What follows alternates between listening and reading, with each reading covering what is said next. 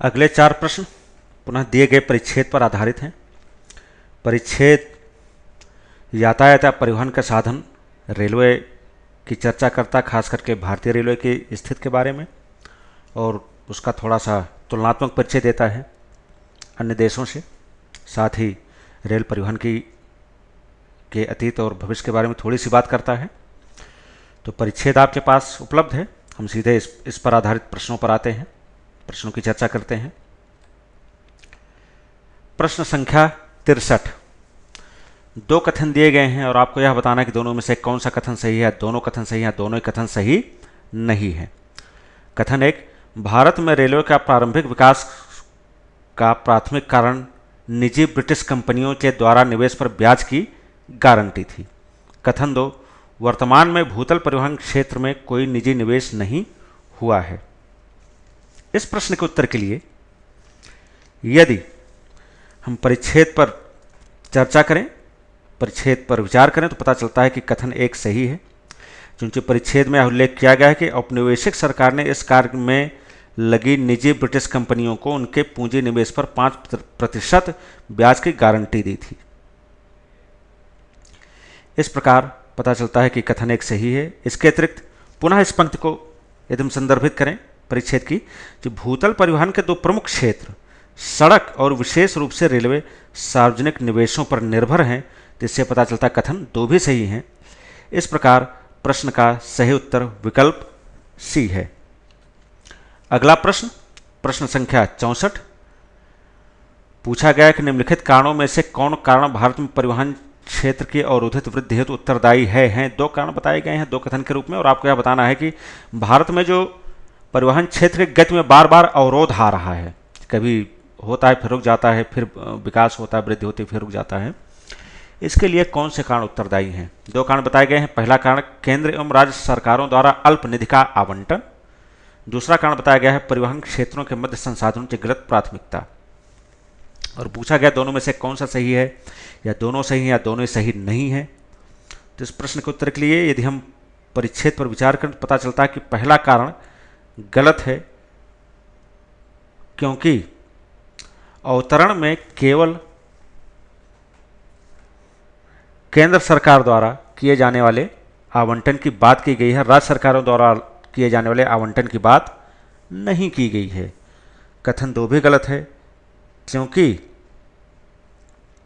यह ये तो बताता है कि अन्य संसाधनों की तुलना में रेलवे को आवंटित की जाने वाली निधि कम है, किंतु प्राथमिकता किस परिवहन क्षेत्र को दी जा रही है, इस पर परिच्छेद में कोई चर्चा नहीं की गई है।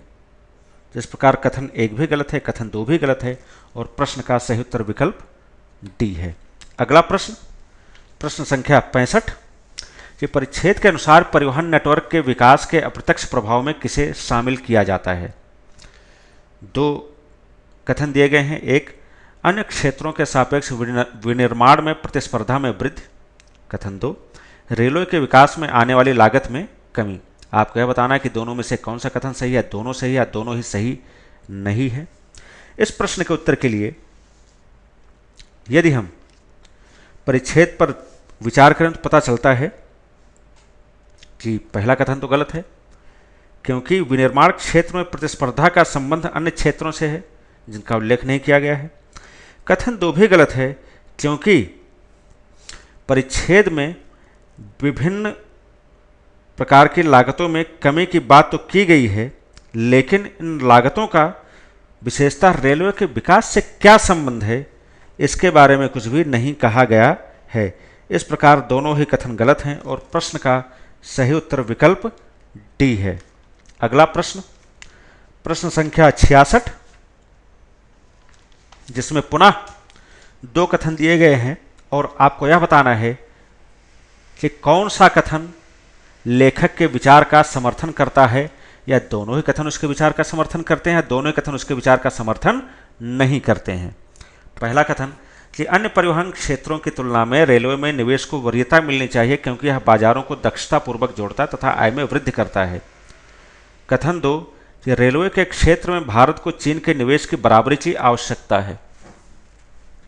इस प्रश्न के उत्तर के लिए यदि हम परिच्छेद पर विचार करें तो पता चलता है कि कथन एक गलत है, क्योंकि परिच्छेद में इस बात की कहीं चर्चा नहीं की गई है कि अन्य क्षेत्रों की तुलना में रेलवे में निवेश में वृद्धि हुई है या कि उसको अन्य क्षेत्रों की तुलना में वरीयता दी जानी चाहिए। वो ऐसा इस कारण कि आप बाजारों को दक्षतापूर्वक जोड़ता है, अन्य परिवहन क्षेत्र भी जोड़ते हैं, दक्षतापूर्वक जोड़ते हैं। कथन 2 भी गलत है, क्योंकि परिच्छेद में चीन की तुलना में रेलवे में अल्प निवेश की बात की गई है, न कि यह कहा गया है कि भारत को आवश्यक रूप से चीन के जितना ही निवेश करने की आवश्यकता। अर्थात परिच्छेद में यह कहीं चर्चा नहीं की गई कि भारत को भी रेलवे में उतना ही निवेश करना चाहिए जितना कि चीन कर रहा है। इसलिए कथन 2 भी गलत है। अतः प्रश्न का सही उत्तर विकल्प डी है कि न तो कथन 1 सही है और न ही कथन 2 सही है।